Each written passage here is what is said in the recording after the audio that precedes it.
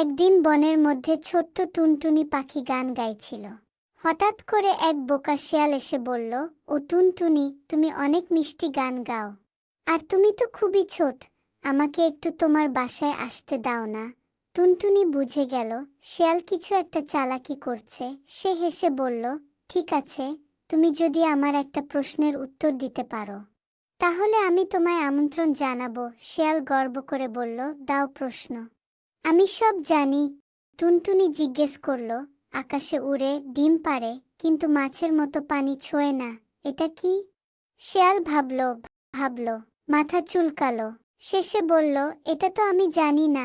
টুনটুনি খিলখিল করে হাসল। উত্তর হলো, আমি নিজেই। আমি উড়তে পারি, ডিম পারি, কিন্তু পানিতে নামি না। শিয়াল লজ্জায় লাল হয়ে দৌড়ে পালিয়ে গেল, আর বনের সবাই টুনটুনির বুদ্ধিতে খুব মজা পেল। ছোট হলেও বুদ্ধি থাকলে সব সমস্যার সমাধান হয়।